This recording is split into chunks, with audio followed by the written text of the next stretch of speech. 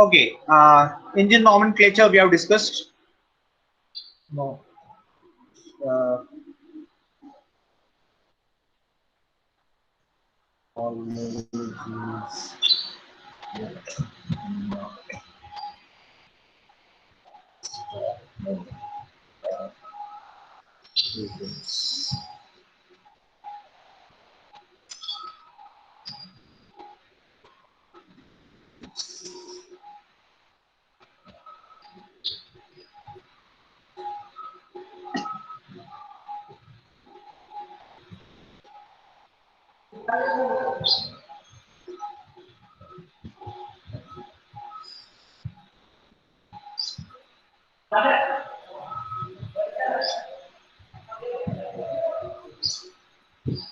Okay, so I hope everybody has joined. Almost 34 joined, and still somebody are joining. Let me enter him. Okay. Attendance I think has to be more than minimum 50. There are 75 students in the class. Only 35 are still joining. And in between, once the presentation is started, it will be difficult to enter them because it has to be minimized again and again. So that becomes an issue. Okay, so we have discussed about this slide, engine nomenclature. We have discussed about bore. Bore is nothing but the diameter of the engine cylinder. Then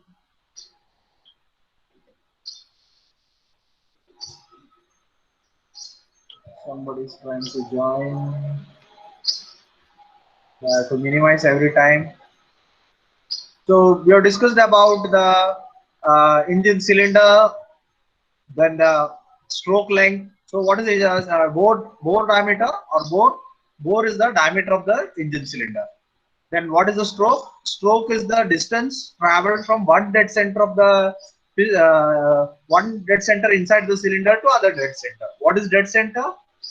Basically, dead center is that point at which the piston is supposed to change its direction. So there will be one dead center on the upper side where it changes its direction from upward motion to downward motion, and there will be one dead center on the lower side where it changes its direction from downward direction to upward direction.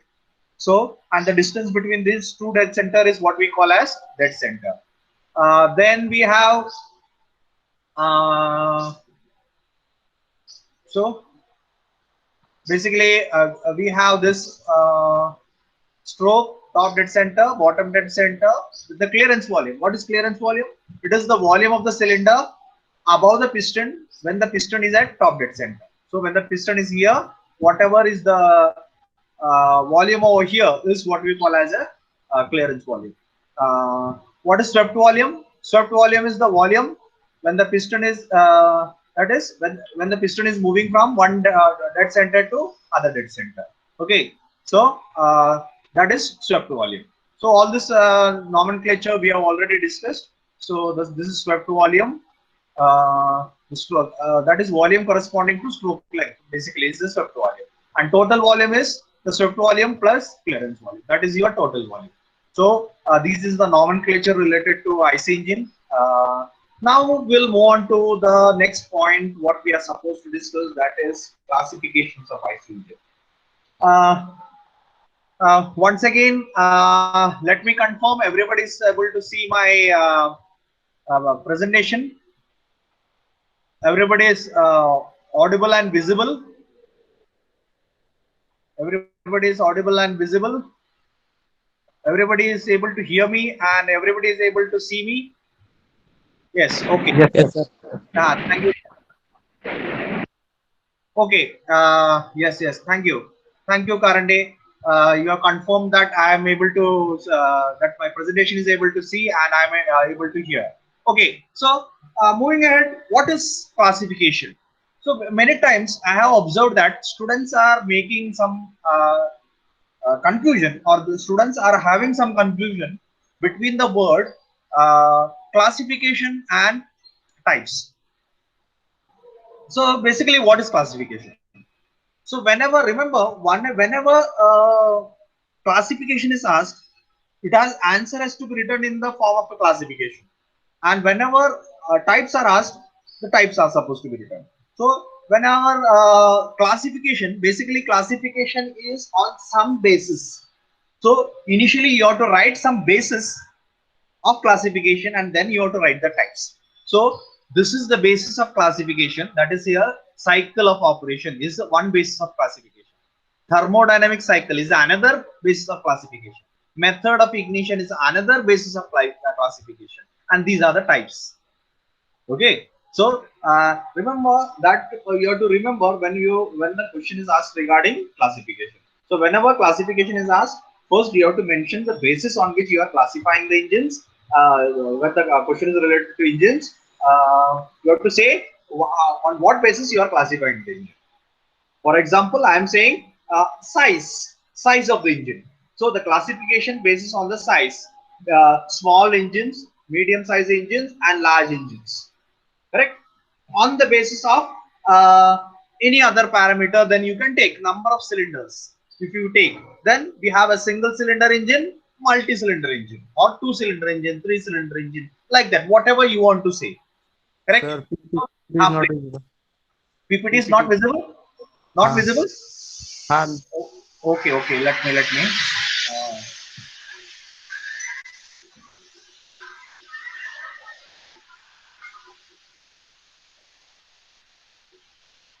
now is it visible? yes, sir. Now is it okay? Good, good. Uh, so basically, when we are talking of classification, we have to see the first classification here written is cycle of operation. So how the cycle operational cycle, which operational cycle we are going to talk about. On that basis, we are going to classify, and correspondingly we have two types. One is two-stroke engine and another is a four-stroke engine. So here the basis for classification is cycle of operation, and types are two-stroke engine and four-stroke engine.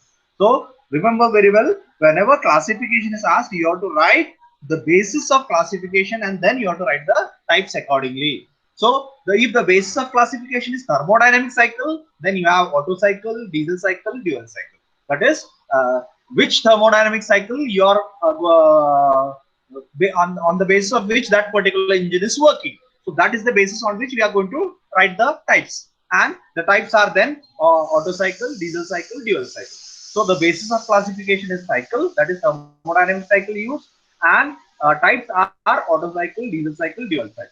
Then next basis of classification is method of ignition. So which method you are using for classifying in the engines. So which method of ignition you are using. So one is SI engine, one is CI engine. So here in SI engine, it is spark ignition engine. So the ignition method is spark, and in the CI engine, the ignition method is compression. So the method of ignition, on the basis of method of ignition, the engines are classified on the basis of that is like SI engine and CI engine. Now number of cylinder, we have the basis of classification as number of cylinders in the engine, and the types are single cylinder engine, multi-cylinder engine. On the basis of cooling system used, engine can be classified as air cooled, water cooled, oil cooled, etc. So what is the medium used for cooling the engine? So when we discussed about the constructional detail, we have said that there are some water jackets through which water is supposed to pass. So if that particular water is sorry, the liquid is used as a liquid used coolant used is water, then it is a water cooled engine. If it is a oil as a is used as a coolant, then it is a oil cooled engine. But if the water jackets are not there, but instead there are fins on the cylinder, then that will be called as air cooled engine. So I will show you one engine where we are having fins. So one of the engine we have discussed, figure we have seen. So I will go back to that particular slide to show you that particular. Basically, it is uh, the cylinder head. So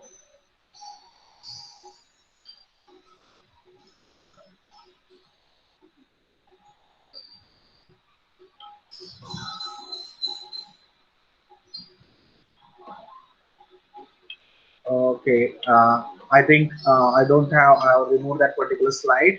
Okay, we don't have that particular slide now. I will show you later. So basically, this particular engines will have fins on it. Those cylinder head will be having fins on it, and accordingly, we will say that that particular engine is air cooled. So instead of water passing through the jacket, what we will be doing, we will have some extension on the outer surface of the cylinder head, and that we call as a fins. So generally in scooters or bikes, if you observe the engine, you can see that particular fins on the outer side of the cylinder. Okay, some extensions are there. So and there will be some gap in between each extension. So that these extensions are called as fins. Okay, and if that is the so that particular provision is made for cooling, and that means it is a air cooled engine. Okay, so it can be air cooled engine also. So on the base of cooling system used, we can have air cooled engines, water cooled engines, or oil cooled engines. Then on the basis of uh, fuel used. So what is the fuel what we are using for that particular engine? On that particular basis, we have petrol engines, diesel engine, gas engines.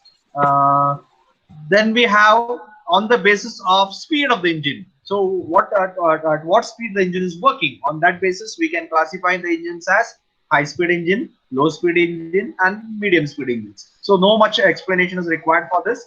On the basis of application, the engines are classified as automotive engines, aircraft engine. 1 minute. Hello. हाँ मुलानी बोला. हाँ fast. हाँ बोला बोला fast. Lecture is going on. Okay. So is he trying to enter? Okay. I have not admitted him. That is why he is calling me. Okay. So I admitted him. So the application, automotive engines, aircraft engine, marine applications, and that is automotive engine means those engines which are used for automotive applications. Then we have aircraft engines, so which are used for aeroplanes or aircrafts, whatever we call them as. Then we have marine applications. So basically the ships etc. comes in marine applications. Okay. Then generator set. This is a application where we go for having the engines used for producing the power. So power generation. So that is the application. So we have here generator sets. Then the next classification is on the basis of arrangement of the cylinders. So somebody is trying to join. Let me allow him. Okay. So now I can. Okay, so arrangement of the cylinder. So on the basis of arrangement of the cylinder, we can have vertical engines, we can have horizontal engines, we can have V engines, we have radial engines, opposed cylinder engines, and opposed piston engine. So here it is C, vertical engine. So here the piston and cylinder arrangement is in the vertical fashion. So obviously it is a vertical engine. Horizontal engine. So in many bikes, you might have seen that engine is tilted. So it is tilted towards side. So to some angle, or it will be completely horizontal. So if it is horizontal, it is called as a horizontal. If this is the nature in which how it is arranged, then we will call it as a horizontal engine. Okay. So we have vertical engine. This is a vertical engine, and if it is tilted like this in the horizontal direction, then it is called as a vertical, horizontal engine. V engines. So this is a V engine. So here you can see 4 cylinders are arranged in this fashion and 4 cylinders are arranged in this. So this is a V8 engine. V corresponds to the shape. So you can see 4 piston and cylinder arrangement over here and 4 over here, and this is your crankshaft. And all the 8 pistons are connected to the crankshaft over here. So it gives a shape of a V, and therefore it is a V. And since there are 8 cylinders, such an engine will be called as V8 engine. So there will be V8 engine, V12 engine, V16 engine, like that it will be called as. So it means V is the fashion in which how the cylinders are arranged, and there are total 8 or 16 or whatever the number it is given. So it will be called like that. So it is a V engine. Now we have a radial engine. So this is a radial engine. So this what this radial engine is? You have a central crankshaft, and you have so many cylinder on the all directions, in all the directions. Okay, so here you can see 1, 2, 3, 4, 5, 6, 7. So 7 cylinders are there. Okay, so seven cylinders are arranged in a radial manner in this particular fashion to a central crankshaft, and this is what you call as a radial engine. About this particular radial engine, you will be learning in the subject area of machine to some extent regarding how it is working and all. Okay, so basically it is nothing but a crankshaft over here, and all the cylinders are arranged radially in all the directions. Okay, that is a radial engine. Now we have opposed cylinder engine. So here you can see this is a opposed, sorry, this is a opposed cylinder engine. So the cylinders are moving in the opposite direction. Okay, opposite direction. So here one cylinder in this direction, one other cylinder in this direction. Opposed piston engine. Now you can see here the pistons are like this. So you can see over here the pistons are in the opposite direction. Now the crank is the one crank is over here and one crank is over here, and there is one crankshaft over here and another crankshaft over here. So this pistons, so whatever number of pistons are arranged here, that will be connected to this crankshaft, and whatever the number of pistons connected over here, that will be connected over here. So these are the opposed piston engine, and these are the opposed cylinder engine. So remember, what is the difference between these two? The difference between these two is that here we have only one crankshaft, and this cylinder is connected here, this cylinder is connected over here. So that is how it is called as opposed cylinder engine. Now here this is the opposed piston engine. So here the pistons are opposite to each other. This piston is connected here, this piston is connected to each other. So, sorry, here to this particular crankshaft. So this is a opposed piston engine. So like this, we have arrangement on the basis of arrangement of the cylinder. We have the classification of IC engine as vertical engine, horizontal engine, V engine, radial engine, opposed cylinder engine, and opposed piston engine. So these many amount of number of types we have on the basis of arrangement of the cylinder. Okay. So somebody is trying to join. Okay. So now next slide. Okay. So now we have discussed the classification. So I will once again let us revise the classification. What is classification? Classification is types on the basis of some criteria. Okay, listing the types under some criteria. So we will write the criteria first on which we are classifying, and then we will write the types. So if I say on the basis of material used, IC engines are classified as CI engines and aluminum engines. Okay, okay, or steel engines, whatever. So I'm saying initially I'm putting in the criteria on which we are going to classify, and then I'm writing the types accordingly. So that is classification. So we have seen the number of cylinders, we have seen the application, it can be the speed, it can be size, it can be fuel use, it can be cycle use, anything. So you can classify the engines on any basis. There are so many you can put. This is not the list. The list is exhaustive. You can make the type of piston. Okay, so since there are so many types of piston we have seen, I'm saying I can say rather the engines are classified on the basis of different pistons, and accordingly I will say 1, 2, 3, 4, 5.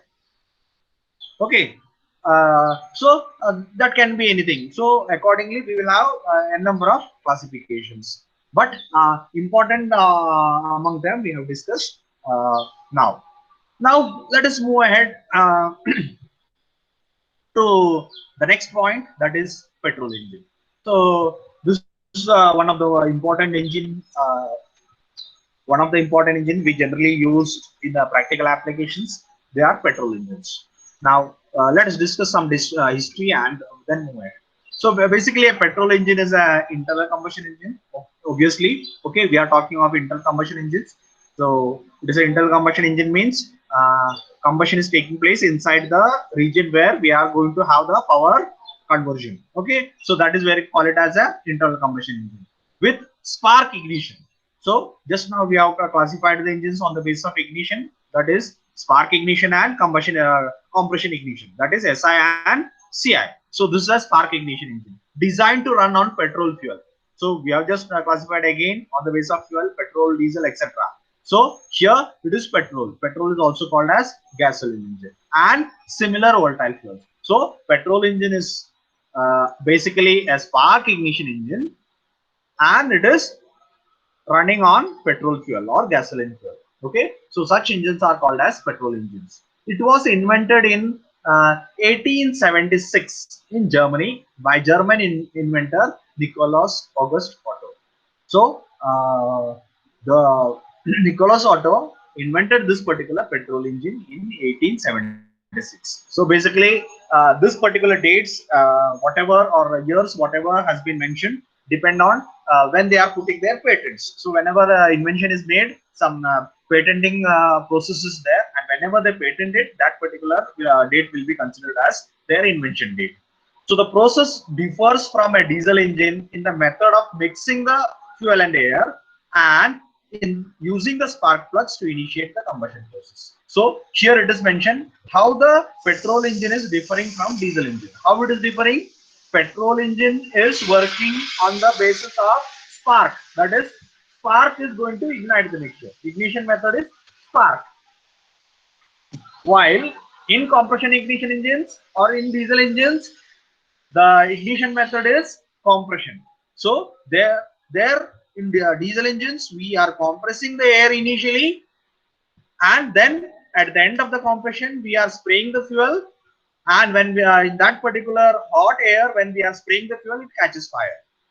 While in spark ignition engine or petrol engines, what we are doing, we are initially allowing the air fuel mixture to go in.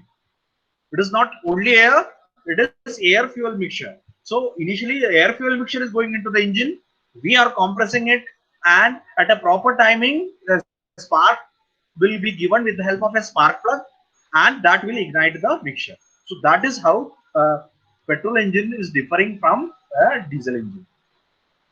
Now, in a similar manner, we have the diesel engine invented by Rudolf Diesel. So, the inventor of the petrol engine was Douglas Otto, while the diesel engine was invented by Rudolf Diesel.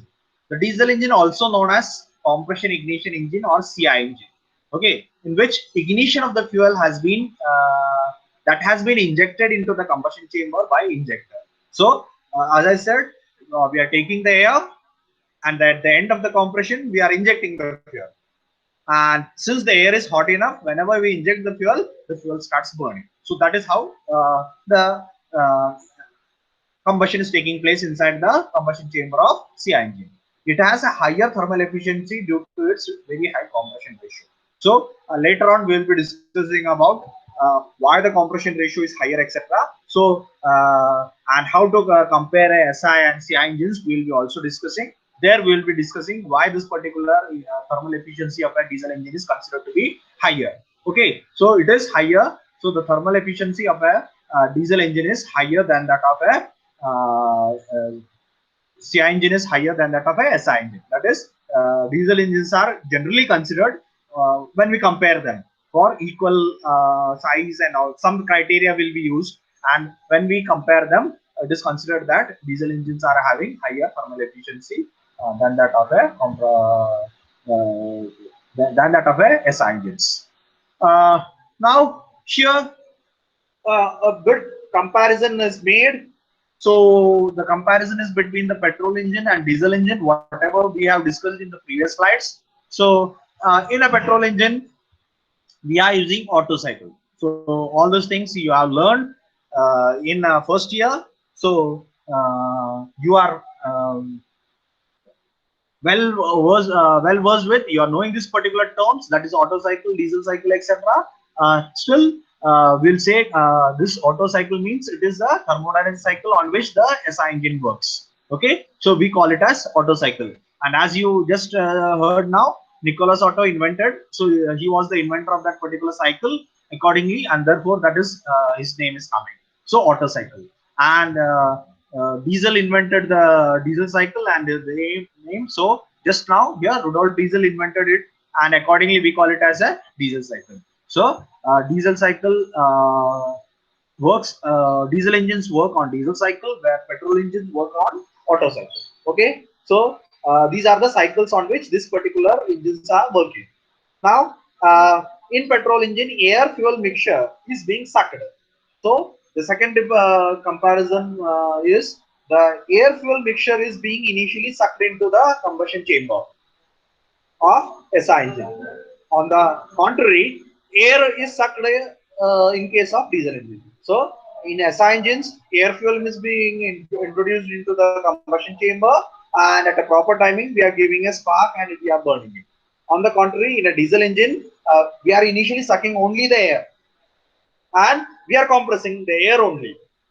And this particular hot air, we are then finally injecting the fuel at a proper timing, and it burns. So that makes one more difference. That is, here air fuel mixture is going into the engine. Here in the diesel engine, air is only going into the engine. Now, third difference is the spark plug is used or needed in case of petrol engine. So here a spark plug is used. Here no spark plug is needed or it is used. Okay. So no spark plug is needed in CI engine, because the air itself is hot enough, and whenever we are spraying the fuel in this particular hot air, we are able to burn the fuel, while the spark plug is needed. Now, why spark plug is needed? The answer is in the next point. Why? The compression ratio is 6 to 12, while in diesel engine the compression ratio is 14 to 22. So since there is a lesser compression ratio, so we know that you might have observed that when you are pumping the air into the tire of the bicycle, the pump what you use to pump the air, that becomes hot. Correct? So it becomes heated up. So if you hold it, it will be hot.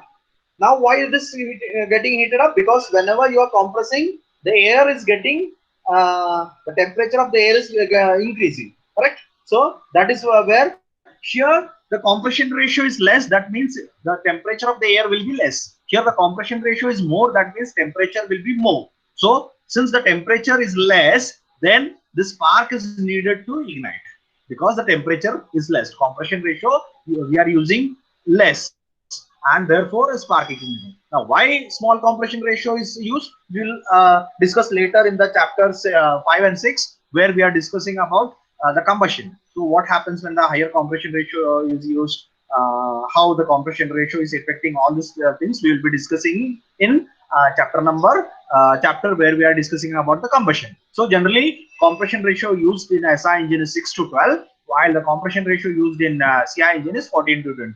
And therefore here the temperature of the mixture will be lesser, and to ignite that particular mixture, a spark plug will be required. Here the temperature itself is so high that there is no spark plug required, only just inject the fuel and it will start burning. Now the efficiency is low. Here the efficiency in a petrol engine is comparatively low, while here the efficiency is comparatively high. Now this high or low depends on some parameters or the basis on which we are comparing. So we have to say same compression ratio, same volume, some parameters we will take, or same size of the engine, like this, some maximum temperature, same maximum temperature, or same heat input. Some parameters we will be taking, and on that basis we will be comparing the efficiency. And there at that time we can sometimes find that in some cases the petrol engine is having higher efficiency, and some cases the diesel engine is having higher efficiency. But in general, we say the diesel engine is having higher efficiency than petrol engine for the same size. Okay, then petrol engines are light in weight. So the size is less, and it is light in weight. So it is not bulky. While in CI engines, it is heavy and it is bulky. Okay, it is heavy and bulky. That is, size is more and it is more weight. Bulky means the size is more, and heavier means the weight is more. Correct? Here the size is less and it is light in weight.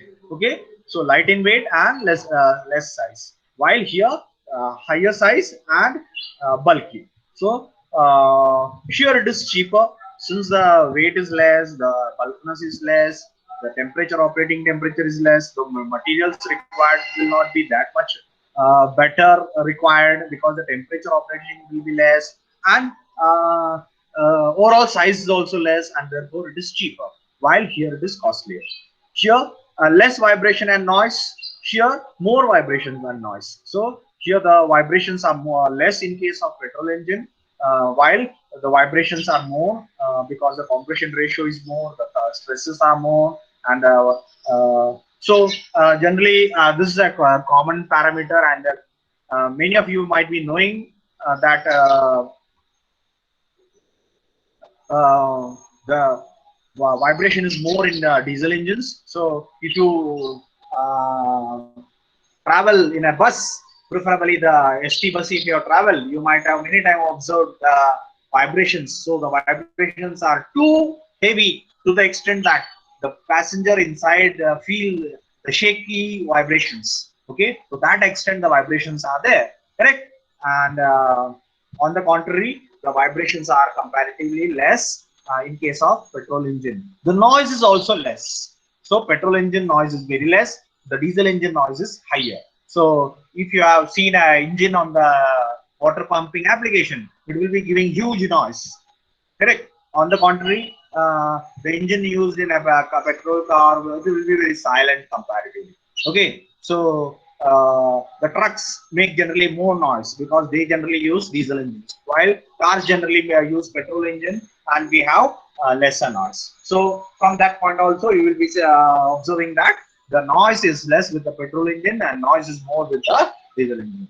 Then petrol engines are generally used for motorcycles, cars, light duty vehicles. So there is no as such restriction. But generally saying, motorcycle will be used in motorcycles, cars, light duty vehicles, etc.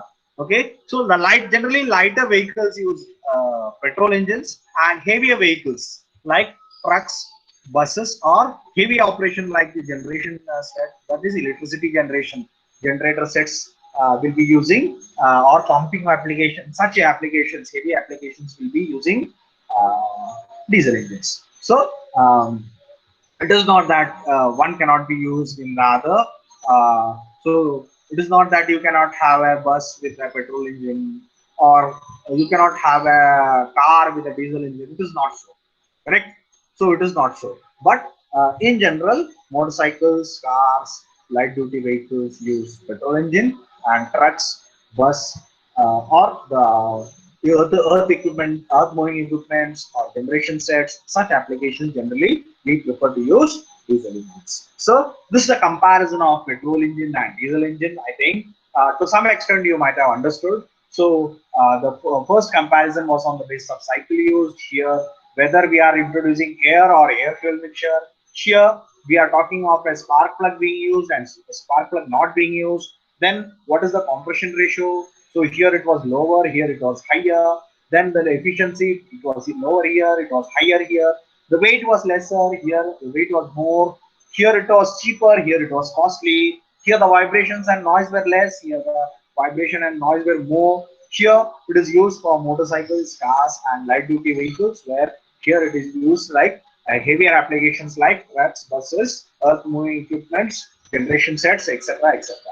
So this was a comparison of petrol and diesel engines. Now we have another comparison where we say two-stroke and four-stroke engine comparison.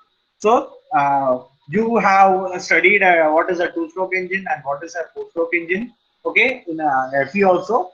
But let me quickly revise what is a two-stroke and what is a four-stroke engine. So what is basically a stroke? Stroke is the travel of the piston from one dead center to another is called as a stroke. Correct? Stroke distance. And if a piston moves from one dead center to another dead center, it is called as one stroke. Okay, and if back from the second to first dead center, then it becomes second stroke. So like this, how many strokes are required to complete the cycle. On that basis, we are having this particular classification: two-stroke engines and four-stroke engines. Correct? So that is where this particular numbers coming 2 and 4. So two-stroke engine, 2 strokes are required to complete the cycle. That is, in 2 strokes, a piston is moving from TDC to BDC and then BDC to TDC. Cycle is completed. Then that is the case where we have 2-stroke engine.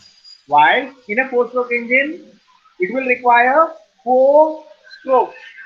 4 strokes means initially from BDC to TDC, then from initially from TDC to BDC, then from BDC to TDC, then again from TDC to BDC, and then from BDC to TDC. So 4 times it is traveling up, down, whatever you are taking in series.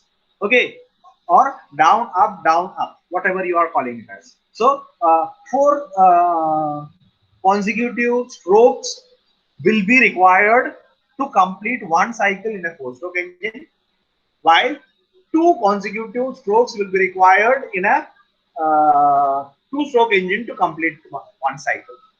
Okay, and correspondingly we say 2 strokes or 1 revolution. So as the piston moves from TDC to BDC and BDC to TDC, piston travels for 2 strokes. Correct? Once it is traveling down and then it is traveling up.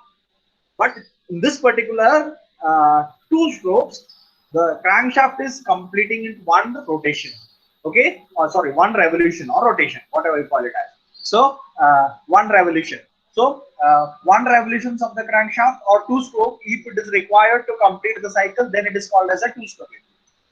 On the contrary, 2 revolutions of the crankshaft or 4 strokes are required, then it is called as a 4-stroke engine. So that is how we differentiate a 4-stroke engine and a 2-stroke engine. Now,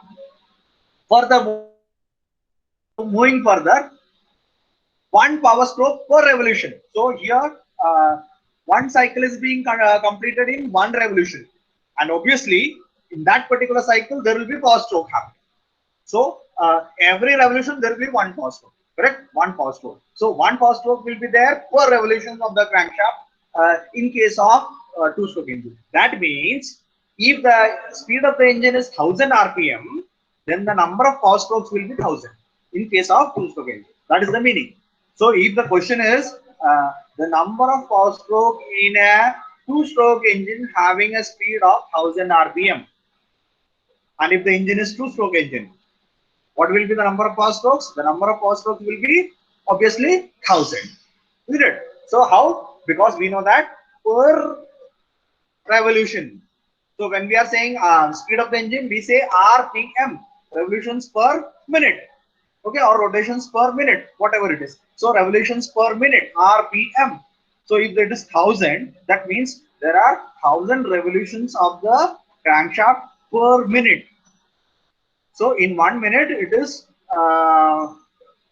undergoing 1000 revolutions. Crankshaft is undergoing 1000 revolutions, and that means per revolution, if 1 power stroke is there, obviously the number of power stroke in one minute will be 1000. Okay. On the contrary, here 2 revolutions of the crankshaft, we have 1 cycle completed, and in 1 cycle there will be only 1 power stroke. That means per 2 revolutions of the crankshaft, we have 1 power stroke. So if I say if a 4-stroke engine is there which is running at a speed of 1000 RPM, and if I am asking how many power strokes will be there, the answer will be 500. Why? Because we know that per 2 revolutions of the crankshaft there is 1 power stroke in case of 4-stroke engine. So since there are per 2 revolutions there is 1 power stroke, the number of power strokes in a 4-stroke engine will be RPM divided by 2.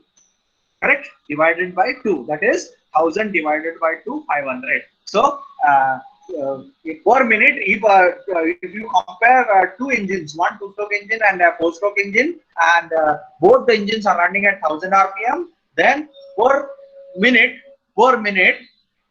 there will be 1000 power strokes, and here there will be 500 power strokes. So that will be the difference. So from that point of view, generally we say theoretically two-stroke engines produce more power than four-stroke engines. So that is the basis on which we say the power produced by the two-stroke engine is higher than a four-stroke engines theoretically, because practically some changes are here and there. So the word theoretically is very important. Okay, so theoretically it should be completely double, but actually it will not be completely double. So here the power produced will be more. Here the power produced will be comparatively less. Now you might have seen the construction. You might be knowing the construction of a engine, petrol engine, sorry, two-stroke engine and a four-stroke engine. If not, we will be discussing in the further parts of this particular chapter. So as you might knowing, instead of walls, there will not be walls in a two-stroke engine. Only there will be ports. Now, what is this ports? Ports are just holes made in the cylinder, which we call them as ports. Okay. So whenever the proper slide comes, we will be discussing again how the two-stroke engine is working. There it will be clear regarding what these ports are and how they are helping in the operation of a two-stroke engine. Okay. So the ports are there in case of a two-stroke engine, while the walls are there in a four-stroke engine. So that becomes another comparison of a two-stroke engine and a four-stroke engine. Then a two-stroke engine is simple. So the construction is very simple. Here the simplicity in terms of construction. So the construction is simple. So it's working is comparatively simple than that of a four-stroke engine. Why it is simple? We know that there are no walls, correct? And if there are no walls, there will not be any requirement of a wall operating mechanism. So if the wall operating mechanism is not there, what is remaining? We have a cylinder, we have a piston moving inside it, and the piston is connected to the crankshaft with the help of a connecting rod and the outer cover. That is it.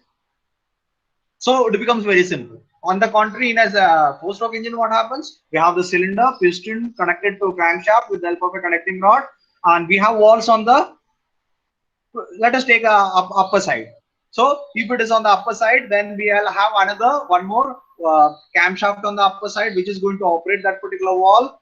Okay, the power is taking from the crankshaft to the camshaft, and the camshaft is driving the wall. So it becomes a comparatively complicated. So here it is simple in construction. Here it is complicated in construction. Here it is light in weight. So obviously there are no walls, there is no camshaft, there is no wall operating mechanism. Weight of the engine becomes less. So that is where we are saying it is a light in weight. And here we are saying it as heavy. Here it is low cost. Since the weight is less, that the number of components are less, the cost is less. Here it becomes costly because the number of components are more, the weight is more, obviously it has to be costlier. So it is simple, light in weight and low cost in case of a two-stroke engine, while in a four-stroke engine it is complicated, heavy and costly. Moving ahead, more power for same size of the engine. Just now we have discussed, when we discussed the power stroke, we have said that it will produce more power. Okay, so if you take a petrol and two-stroke engine and a four-stroke engine of same size, then the two-stroke engine will be producing more power than that of a same size four-stroke engine. That is the meaning. Why? Because here we have clearly said that theoretically double power strokes are produced per unit time. Correct? So if you take any unit, that is if you take 1 hour or 1 minute or per second, whatever you take it as, in that point time, the double, since the number of power strokes are double, obviously the power produced is going to be more. So that is where we say more power is produced for same size of the engine. Here less power is produced for the same size. So when you compare a two-stroke and four-stroke with the same size, here it will be power will be more, here the power will be less. Piston shape is crowned. So there will be some projection on the upper side of the piston. Okay. Now, why this particular crown is required? Basically, we will be discussing again in detail regarding when we discuss the two-stroke operation. But basically, it is something related to deflection of the gases coming in. So, whenever we discuss the piston, also we have discussed that there are some cavities or projections on the piston and with a different purpose. So, generally in a two-stroke engine, we give instead of a cavity. So when I say it is cavity, it is a dip, correct? It is a hole-like feature. Okay, it is a concave feature. While when I say the projection, it is a concave feature. It is coming up from the head, correct? That is the crown of the piston. So it is a projection. So there is some projection, and we call it as a crown. So on the crown of the piston, there is some projection. While here there is no, there will be cavity in case of a four-stroke engines. Depending again on whether it is a petrol engine, diesel engine, maybe their cavity may not be there. So if it is a petrol engine, cavity is not required as such. But crown of the projection in the crown is required in case of a two-stroke engine, because the mixture is coming from the port, which is located at the side. So through it is coming, it means it is coming horizontally. Considering the engine is vertical, it is coming from the sides. And if it is coming from the sides, it has to be diverted towards upward direction, and for that it will come and hit on this particular projection, and it will be diverted up. It will be moving in the upward direction. Okay, so that for that we will require a piston crown. So the projection will be required. Here the efficiency is less.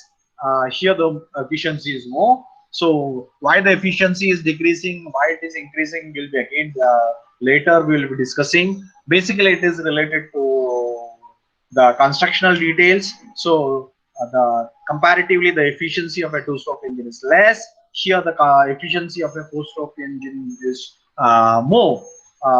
The basic reason, as I said, you know that there are four operations for to be completed in a cycle of a IC engine. What are these four operations? We have a suction, we have compression, we have a expansion or power stroke, and we have exhaust stroke. So four operations has to be completed to complete one cycle. And here we are getting only two strokes to complete the four operations. Here we are getting four strokes to complete the four operations. And therefore here we can completely give every stroke, we can complete purely one operation.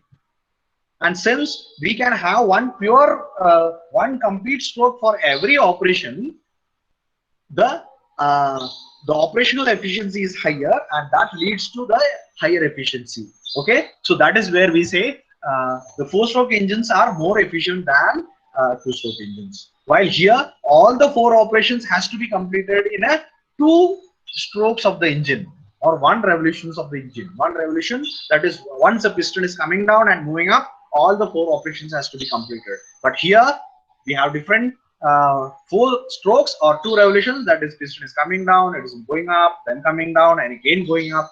So we have four strokes available to complete the four operations. So we can give one complete stroke for completing one particular operation. And so one dedicated stroke per operation, which is possible in four-stroke, which makes it more efficient comparatively than a two-stroke engines. And generally two-stroke engines are used in moped, scooters, that is light vehicles, and four-stroke engines are used in cars, bikes, trucks, buses, etc., etc. But nowadays,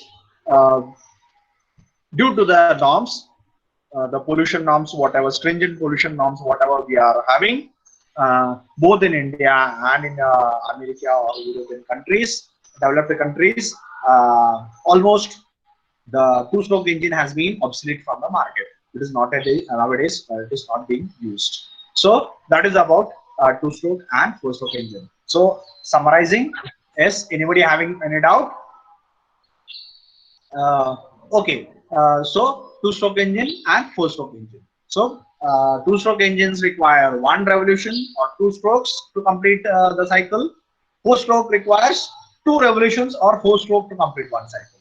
Here, the power produced will be more. Here, the power produced will be less. Here, it is simple, light in weight and low cost. Here, it will be complicated in construction, heavier in weight and more costlier.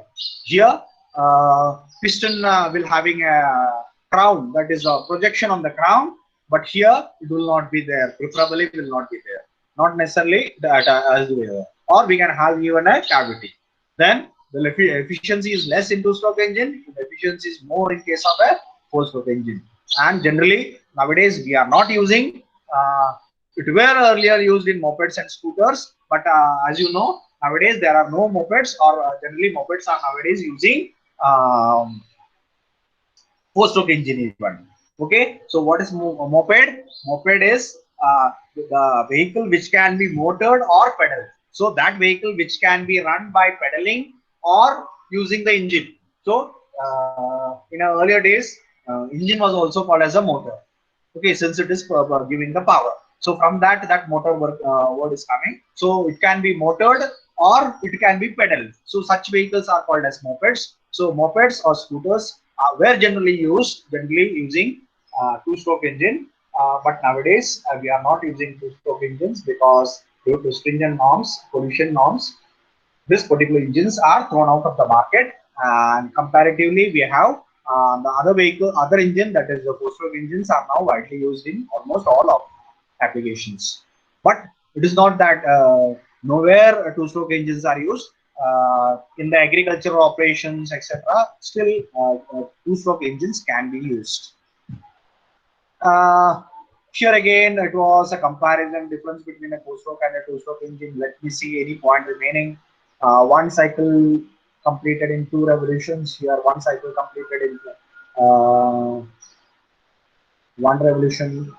More moving parts. Obviously, four-stroke engines will have more moving parts because we have wall operating mechanism, camshaft. All these things are not there in the two-stroke engine. So here will be more moving parts, less moving parts, more maintenance, more parts, more friction, uh, heavier in construction, and the maintenance is more. Here the maintenance is comparatively less. So that is where the two-stroke engines are still used in agricultural application. Why? Because the maintenance of a two-stroke engine is comparatively easier or lesser. So any uh, less skilled, I'm saying less skilled. So less skilled or semi-skilled even mechanic can repair or may go for a maintenance of a two-stroke engine, while skilled people will be required for the maintenance of a four-stroke engine. Okay, heavy in weight, light in weight, expensive, less expensive, produce more pollution. Four-stroke engines produce more pollution. Comparatively, this is a comparative, not necessarily correct. Okay, longer engine life. This is correct. This may not be correct. So long engine life. Here, obviously, long engine life, short engine life. Not required. What is not required? Require mixture of oil to lubricate the crankshaft. Okay, so that is another difference what it makes. So here we have, you might have seen some vehicles when you go for filling the petrol in a petrol pump. Yeah, they will be asking the person who's filling the petrol to put oil in the tank. So those vehicles which are using two-stroke engine, they need to put oil in the uh, petrol tank itself. Okay, because the mixture of the petrol and the oil will be required in case of a two-stroke engine, while it is not the case in case of a four-stroke engine. So that is again another. So if a particular vehicle is requiring oil to be put in the tank, then preferably that vehicle will be using a two-stroke engine. Complex in design, just now we have discussed, this is simpler in design. So that was about two-stroke and a four-stroke engine operation. Now, considering the working of a two-stroke and a four-stroke engine, I will take a 2 minute break while you are supposed to ask any doubts related to stroke and four-stroke, because we have not completely discussed what is happening in the two-stroke and four-stroke engine. Just we have compared them. So any doubt related to two-stroke and four-stroke till now, whatever we have discussed, you can ask. You can unmute yourself and ask related to your doubts related to two-stroke and four-stroke engine. Please, request to every students, all students, you can unmute yourself and ask your doubts related to two-stroke and four-stroke, whatever we have discussed till now. So I will have this particular slide open for you. Now you can ask any doubt what you have related to two-stroke and four-stroke. Anybody having any doubt?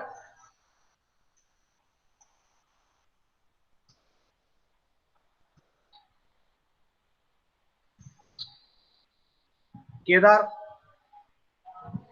you have understood? Unmute yourself and tell me whether you have understood everything. Kedar Yadav,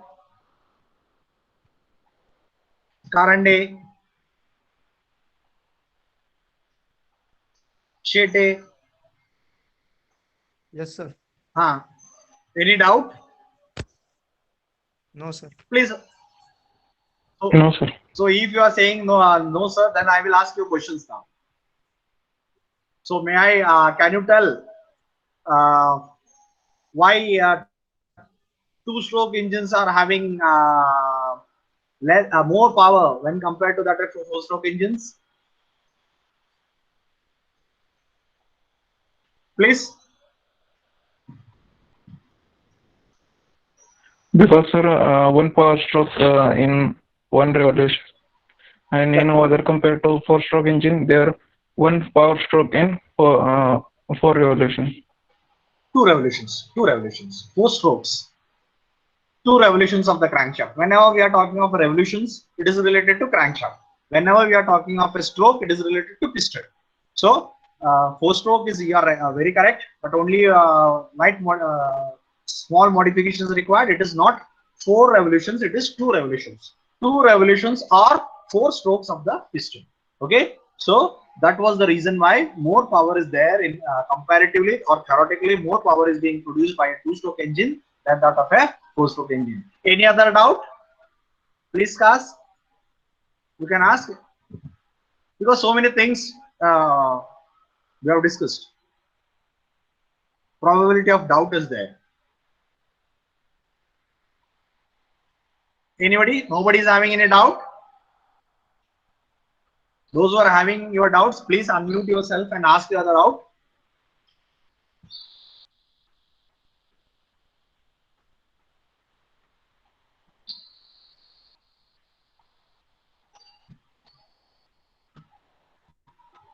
Okay. Nobody is asking the doubt, so I will take it that granted that you understood. Now moving ahead, next slide, we have timing diagram. So basically, what is this timing diagram?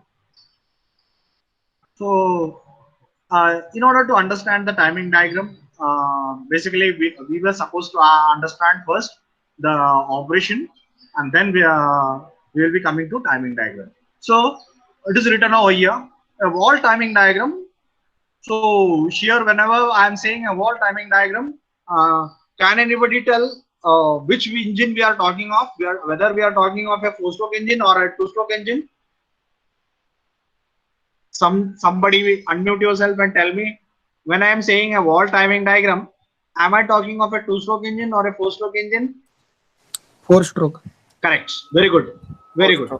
So we are talking of a four-stroke engine. Why? We are talking of walls. And in two-stroke engine, there are no walls. So basically, it will be a four-stroke engine. A wall timing diagram is a graphical representation. So something we are representing graphically. What? Of exact moments. That means timing. Exact timing in sequence of operation. What is sequence of operation? Sequence of operation means in a sequence how it is going to happen. Okay, sequence of operation, like we know the sequence of operation like suction, compression, power and exhaust.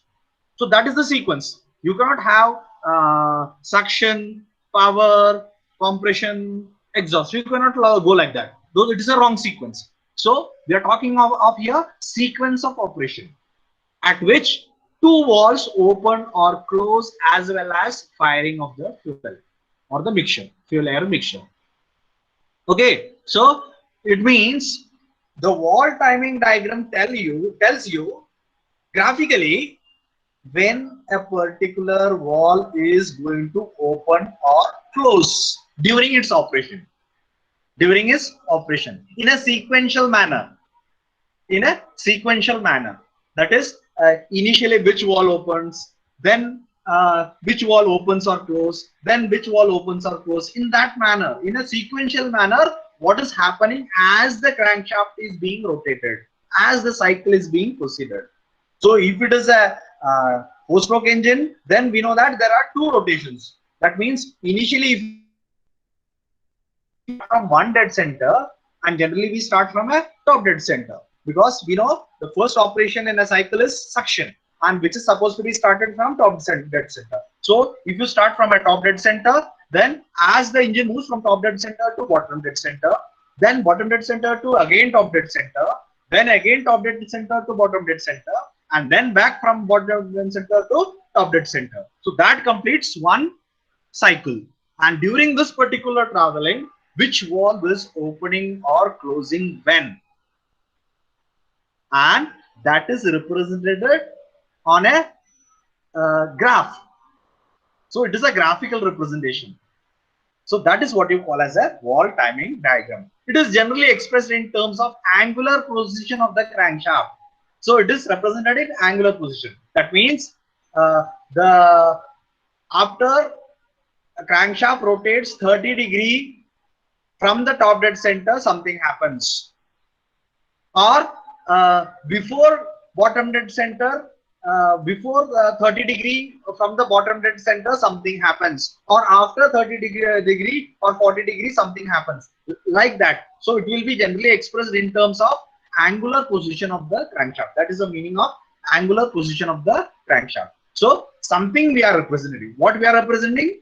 When the walls are going to open and close. How many walls are there in general? There are two walls. Which are they? One is the inlet wall and another is the exhaust wall. So obviously when it is opening, that has to be closed. So we are talking of opening and closing of the walls along with firing. Okay, how it is fired? That is when the spark is going to fire.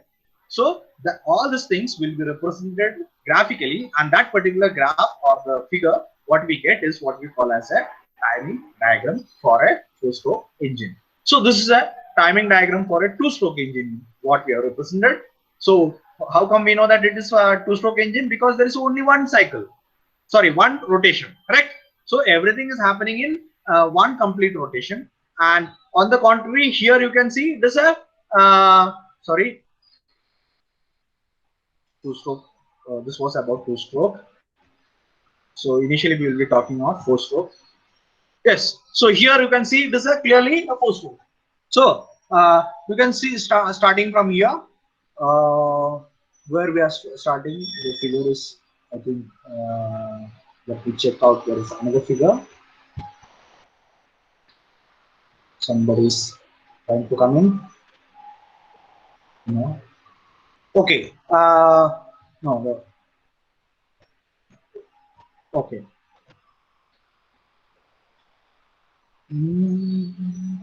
So this is a two-stroke SI engine operation. Okay. I don't have the figure. I have not included the figure of a timing diagram for a four-stroke engine. I think next time I will include it.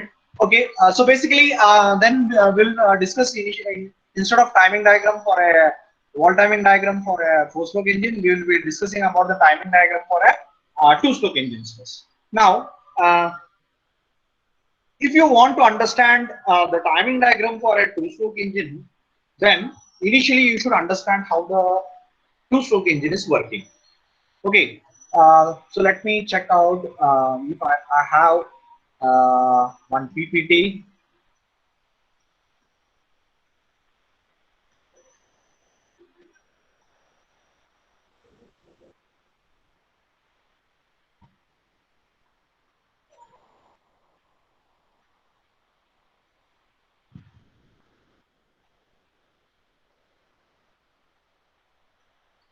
Hope I am visible. Hope my screen is visible. No, sir. No, sir. No? Okay. Let me check out. I will stop sharing first, then I will again share.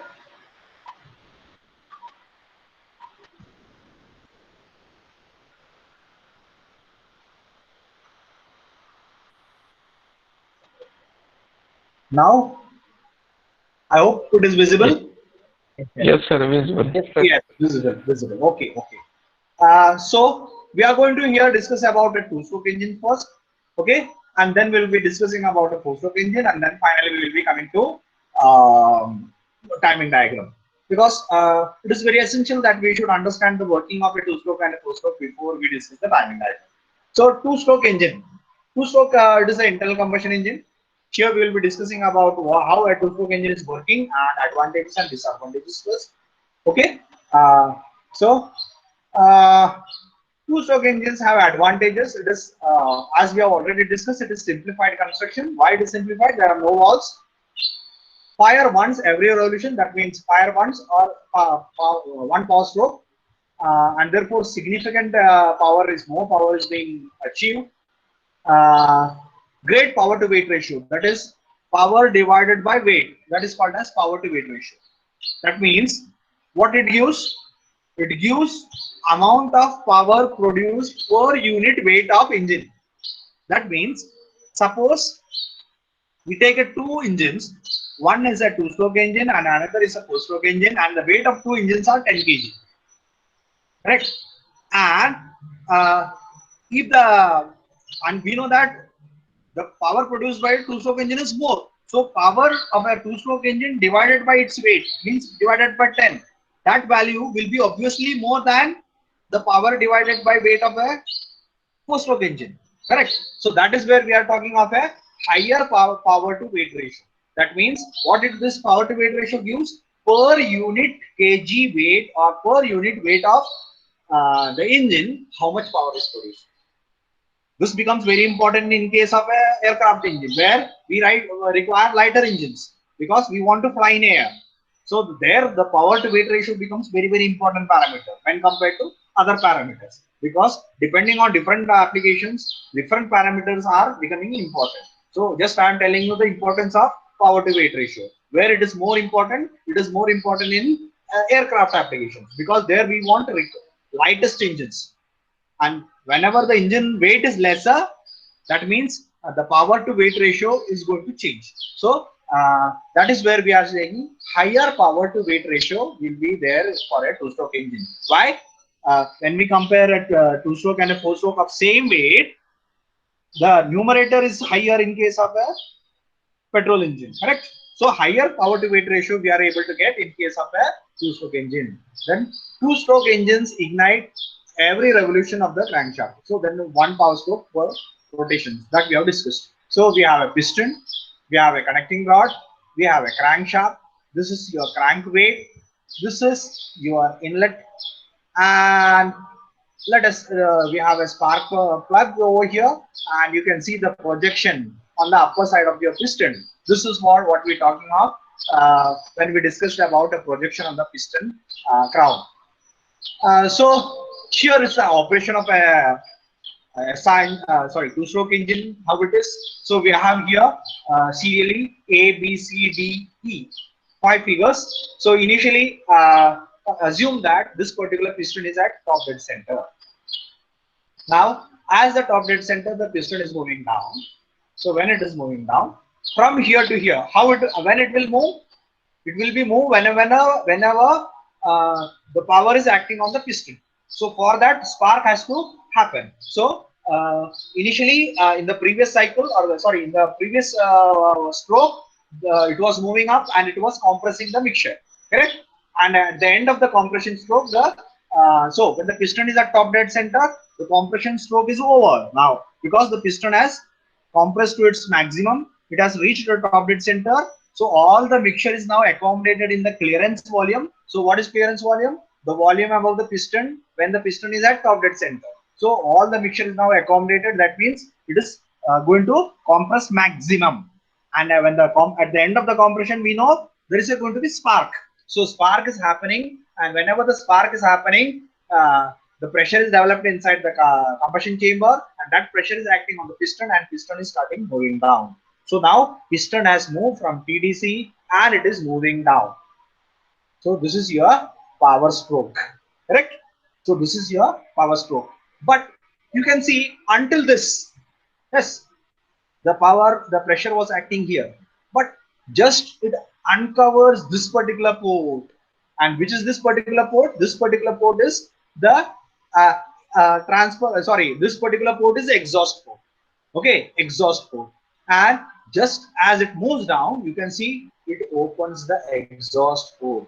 So this is your port. What is a port? Port is the hole in the cylinder, sides of the cylinder, that is the wall of the cylinder. Correct? So this particular hole is uncovered. It is not opening, basically it is uncovering.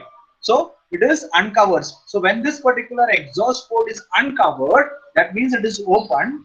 Here now there is a gap, and we have already discussed that whenever even a small gap is there and a huge pressure is there inside the combustion chamber, it will easily go out, and there will not be any pressure now acting on the piston, or very less pressure acting on the piston head. Correct? Why? Because the gases have relieved their pressure, because there is a way to escape out. That means as it is moving across this particular port, which we call as an exhaust port, the exhaust port is open, and now there is no pressure acting on the head of the piston. So now, but still it has to complete its rotation. It has to complete its rotation. So it will be moving down again. It will be moving down. But you can see as it moves down from here, now concentrate on this side. Here it was closed. And this is called as a transfer port. Transfer port. So this is your transfer port. And this particular transfer port, here will be initially air fuel mixture. So the initially air fuel mixture will be here. And when this is moving down, and this is the inlet port. Okay, inlet port. This is exhaust port, this is transfer port, and this is the inlet port. Now through the inlet port, this is the wall. Now you can see the wall is closed, but the piston is moving down. Now what happens to the mixture over here? It is getting to some extent compressed. So the pressure is increasing over here, and when the pressure is increasing, and when it opens the transfer port and it is moving down, it is trying to press, what happens? The mixture goes towards the combustion chamber. So the mixture is now moving through the transfer port from the sump. So this is the sump region. From the sump, the mixture is moving through the transfer port into the combustion chamber, while already the burn mixture is moving out. Already the burn mixture is moving out. Now what happens? The burn mixture was moving out, and simultaneously new fresh air fuel mixture is going into the combustion chamber, and this in turn will push the exhaust burned gases towards the exhaust port. That is, something is already there, something is entering new into the cylinder, and it is pushing whatever is already there. म्हणजे जे काय अगोदर तिथं होतं, अगोदर काय होतं piston मध्ये, cylinder मध्ये बर्न्ड गॅसेस, आणि आता काय एंटर करतंय, something new is entering. What is entering? Fresh air fuel mixture. So air fuel mixture is entering. Now this air fuel mixture is pushing already existing burned gases in the combustion chamber. Correct? And therefore it is moving out. So when it is moving out, then it comes at a bottom dead center, and then further it starts moving up. Okay, now as it moves up, you can see initially it will close the transfer port, but still this is open. That means it has stopped supplying the mixture from the sump to the combustion chamber, but it has not stopped the contents to flow out. Contents from the cylinder combustion chamber already flowing, still flowing out into the atmosphere, but new mixture entry has been stopped. Why? Because this port has been covered. Further as it moves, it will cover the exhaust port also. Now as the exhaust port is covered, you can see now the mixture cannot leak anywhere. It is getting trapped completely. Neither it will able to flow in this direction, nor it can flow here. But whatever mixture is there, it is being trapped over here. Now, further as it moves, it is getting compressed. That means when the piston was moving from bottom dead center to this particular position, there was no compression happening. Why there was no compression? Because this port was open. So how compression will happen if there is a hole already? See, if I am trying to fill the air in a balloon from one side and already there is a hole on the other side, where the balloon will get inflated? No. Why it is not getting inflated? Because on one side I am filling the air, other side it is going out. It will not get inflated. Correct? So there will not be any pressure rise. So the pressure rise is not there, compression is not there, even though the piston is moving up. And from here onwards till TDC, there will be compression. There will be compression. And at the end, when the piston reaches TDC, the spark will fire, combustion will happen, and the mixture burns. Its pressure will be developed, and that pressure will press the piston towards the downward direction, and your new cycle starts.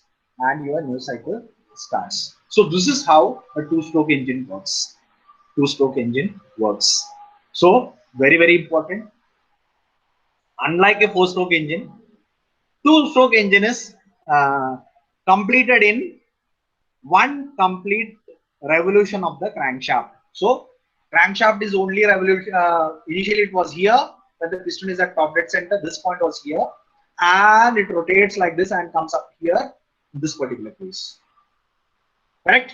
So during its one rotation, or if you talk in terms of a stroke, initially the piston is moving down from TDC to BDC. It is one stroke, and the piston is moving from BDC to TDC, the second stroke. In two stroke, it is going to complete. That means all the four operations here are supposed to complete in two strokes of the piston or one revolutions of the crankshaft. So that is where the difference in the operation of a two-stroke and four-stroke is coming in to picture. Now, can somebody tell? Already I have explained. But still a question. Tell me which of there are four operations in a to complete a cycle: the suction, the compression, the power, and the exhaust. Once again I will repeat: the suction, the compression, the power, and exhaust. Out of these four processes, which operations are being carried out when the piston is moving from top dead center to bottom dead center? And my second question is, which operations are being carried out from bottom dead center to top dead center? So starting from first question. So now the forum is open. You can unmute and tell somebody what is going to happen, which operations are being carried out of these four. Which four? Suction, compression, power, and exhaust. Out of these four, which operations are being happening when the piston is moving from TDC to BDC? So the question to you. Yes, somebody can unmute and tell me. Suction. Okay, suction is happening. Somebody else? Piston is moving from TDC to BDC. Okay, somebody else? Suction and power stroke. Suction and power stroke. Okay, anybody else? I want at least 10 answers. Power. One only power. Okay, anybody else?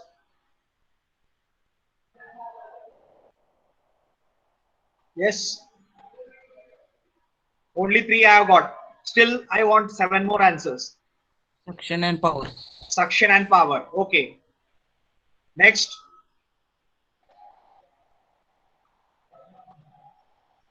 Yes. Next.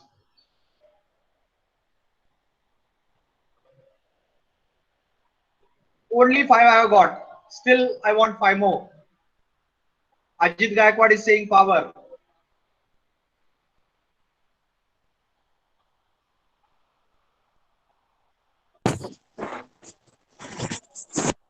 Huh? Yes. Somebody else? See, already Suction and power. suction and power. Okay. Okay. Anybody else? Huh? Still more I want. Shubham Shingan is saying suction and power. Then Kunal Shetty is saying suction and power. Ajit Gaikwad is saying suction and power.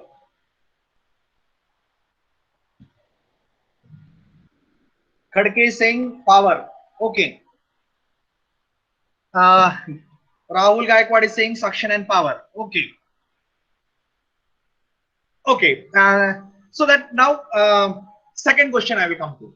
Before going to explain the first question and answer of first and second, now I will ask you the second question.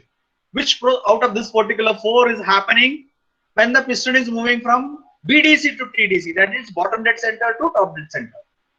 Again, you can unmute and tell me. Compression and power. Compression, power. Compression and exhaust. Compression and exhaust. Virajdar Compression and saying exhaust. okay. Exhaust only. Exhaust only. Virajdar is saying suction, only suction. Okay. Still more. Yes, girls. No girls are there in the class. Nobody's answering.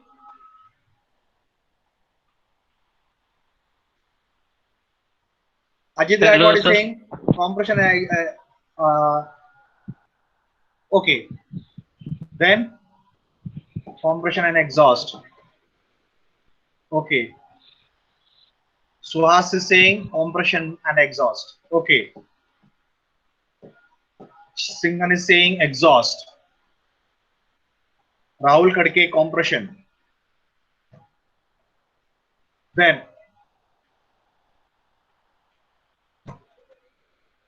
two more answers.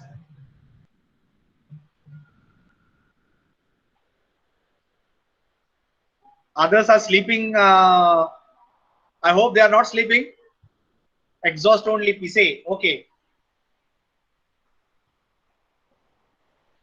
Okay. Misal saying compression exhaust. Gaikwad saying compression and exhaust. Okay. Okay. Mulani saying exhaust and compression. Okay. Okay. Let me now. Prathamesh saying exhaust. Good. So many are still awake, and let me explain now. So still, I will give you 1 minute to think what might be happening.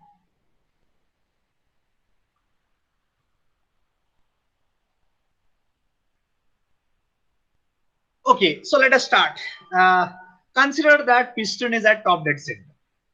Consider that piston is at top dead center. Correct? If the piston is at top dead center and the spark is going to fire, so when the piston is at top dead center, we have already said the mixture is in compressed condition, end of the compression stroke. Correct? So at the end of the compression stroke, the spark plug is going to fire, and when the spark plug fires, spark is given, the mixture burns, and when the mixture burns, the liquid fuel is being converted into gases, and therefore the volume increases. When the volume increases, the pressure increases, and the pressure increases, the pressure is acting on the piston, and the piston is going to start move down. Correct? So when the pressure is going to move acting on the piston, which stroke is it? Which stroke is it? Can anybody tell? When the pressure is acting on the piston, which stroke is it? Power stroke. Power stroke. Everybody agreed? Yes, we are having a power stroke. So when the piston is moving from top dead center to towards bottom dead center, first thing happening is power stroke. Okay. Now the piston is moving down, and as we said, now the piston has uncovered the exhaust port. Exhaust port. What happens? The gases over here are moving out. towards the atmosphere, into the atmosphere. So which stroke? Which stroke? Can anybody tell? It is which stroke? Which process it is? Exhaust process. So initially from here to here it was power stroke. From here to here as it is moving, exhaust also start moving down. Correct? Exhaust also going out. That means exhaust is also happening. Further it moves down. What is happening? The mixture is coming into the combustion chamber. Now which operation is happening? Now which operation is happening? Can anybody tell? Suction. Suction. So initially it was power over here, it is exhaust over here, here it is suction. So out of the four, which four? Suction, compression, power and exhaust. All the three are happening. One, power stroke is happening, exhaust stroke is happening, and suction stroke is happening, and it is moving down towards bottom dead center. And when it is being moving down, here the pressure increases. Already the mixture was here, which has been pressurized, and therefore it is pushed into the combustion chamber. So now summarizing, when the piston is moving from top dead center to bottom dead center, which are the operations going to happen? Initially it will be power stroke, then it will be exhaust, then it will be suction. Okay, three things are happening, three processes are happening when the piston is moving from top dead center to bottom dead center. Now once again I will ask, once again the question I will ask, what is going to happen when the piston is moving from bottom dead center to top dead center? Now you can unmute again and you can tell me the answer of the question. What is going to happen when the piston is moving from bottom dead center to top dead center?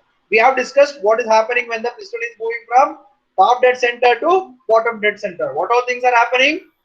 Power stroke is happening, exhaust is happening, suction is happening.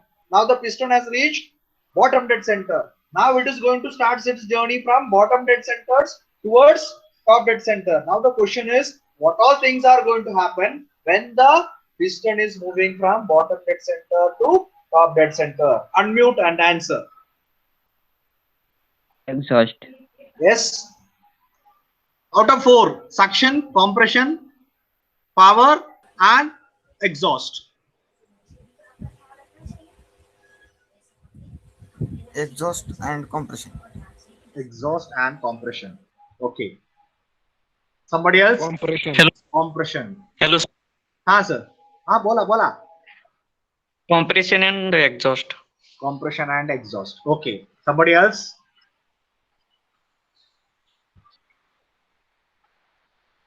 Yes. See, I can see 40 people. Answers are not coming from 40. Compression. Compression. Okay. Somebody else?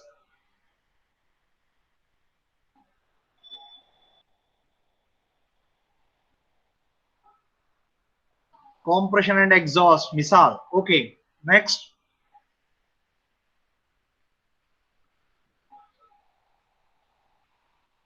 Only this much is able to answer.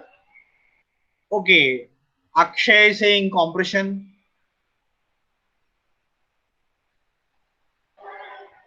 Okay. Now let us discuss now. So we have reached here bottom dead center, and now we have started moving up. So initially you can see when it is at bottom dead center, suction is going on, exhaust is going on. Correct? Suction is still going on, exhaust is still going on, and the piston starts its motion from BDC towards TDC.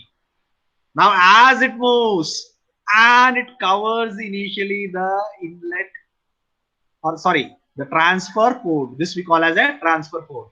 So through the transfer port, suction was happening. So it covers the transfer port, means till it covers the transfer port, suction was happening. Suction was happening.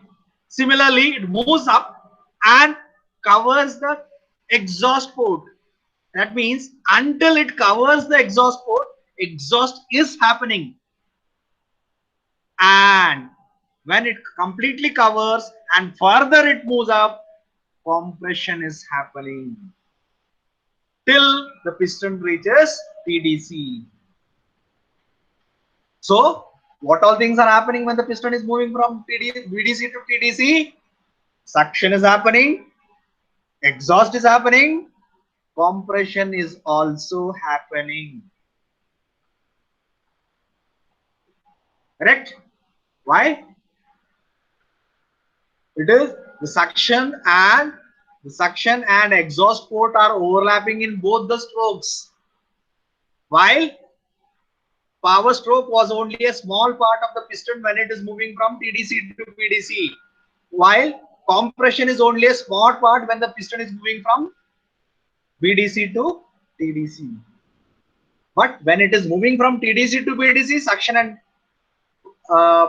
exhaust is happening. Similarly, when the piston is moving from BDC to TDC, still suction is happening and exhaust is happening, and this is what you call as effective compression stroke. Because what is the compression stroke? If you think from the four-stroke point of view, the compression stroke corresponds to the piston motion from BDC to TDC, correct? Complete BDC to TDC. But here it is not so. Here, once it covers the exhaust port, then only effective compression stroke starts till the piston reaches TDC. So this is only the effective compression. While here, from TDC it starts its motion, and until it is reaching over here, where it is going to just uncover the exhaust port. Till that, we say it is a effective power stroke. Effective power stroke. Unlike in a four-stroke engine, one complete stroke is power stroke and one complete stroke is exhaust stroke. Right? But here, compression stroke. So here we say the effective compression stroke is only a small part of your stroke, complete stroke. Similarly, the effective power stroke is also a small part of your complete stroke. And that is where in the earlier slide we have discussed, something like the power is less, production more, where we have said that more power, more. Okay, the previous slide we have written it very in a good manner. So here, more power for the same size. Sorry, the less efficiency. Okay, so the less efficiency. Why it is less efficiency? See, if the power stroke is where the power is being produced, correct? That is the stroke in which power is going to produce. But you can see, whole stroke cannot contribute the power into a stroke engine. Only a small part. Which part? Only this much part. Which part? From here to top dead center to here. When the piston is moving from here to here, only it can contribute power. It cannot contribute from TDC to BDC. No. Only a small part is able to contribute power, and therefore the efficiency of a two-stroke engine is less. Because in a four-stroke engine, during the power stroke, piston from TDC till BDC, it will be power stroke. The whole stroke, as it is moving down, it will be completely contributing power. Correct? But in two-stroke, it is not so. Here, the stroke itself is very small. The effective compression stroke, effective power stroke itself is very small. And therefore, the net power produced per cycle is going to be less. In other words, what is efficiency? Efficiency is input out upon output, correct? So the output produced is less. Correct? Ratio of input and output is what we call as a power, correct? So therefore, we have here the power produced is going to be lesser. So or in other words, the efficiency is going to be lesser. So even though the input may remain same, the output is going to become lesser. Correct? So the output upon input to that particular ratio will going to be lesser, and in other words, we say the efficiency is going to be lesser. So the efficiency of a two-stroke engine is lesser because the effective compression stroke is power stroke is lesser. Similarly, effective compression stroke is also less. Effective compression stroke is less means we are able to heat the mixture to a very small extent. We are unable to heat to a very high extent for whatever may be required. Correct? So that is again contributing in less power output. So when the output is less, the efficiency is going to decrease. So that is where. So in all, when we summarize what is happening when the piston is moving from TDC to PDC, TDC to PDC, it is initially it is expansion. Sorry, the power stroke. Then it is exhaust. Then it is suction. And as the piston moves from BDC to TDC, it is suction going on, then exhaust is going on till some extent, and then it is compression going on. So I hope everybody has understood what we have discussed today. Uh, Whatever like started from classification. So we discussed initially how the classification on different heads. Then we discussed what is the difference between a two-stroke engine and a four-stroke engine. Then we discussed what is the petrol engine difference between a petrol engine and a diesel engine. And now we are discussing the working of a two-stroke engine. I hope everybody understood the working of a two-stroke engine. Yes. Okay. If you have understood, and now it is open to discussion. So anybody having doubt can ask, or else you can mark your attendance in your chat box and you can leave.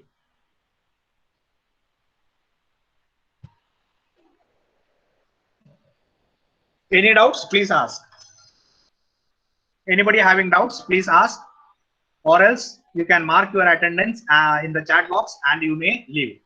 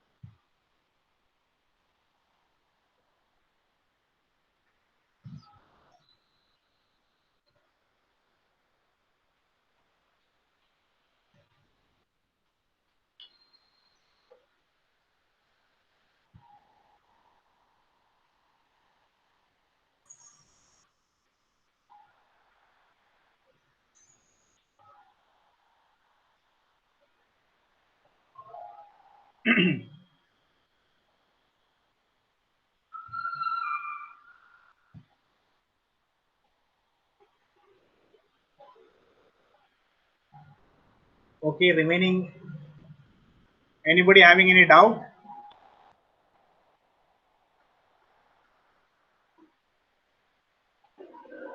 Roll number 61. Arande. Okay.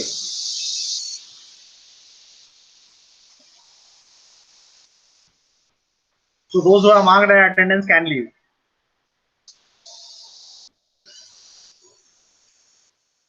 Once everybody leaves,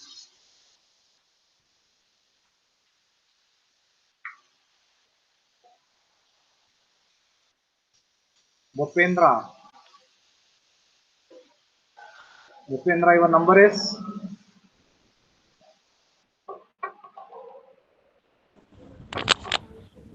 Your number was? 47. 47. Okay, I have marked it. Okay. Okay, thank you.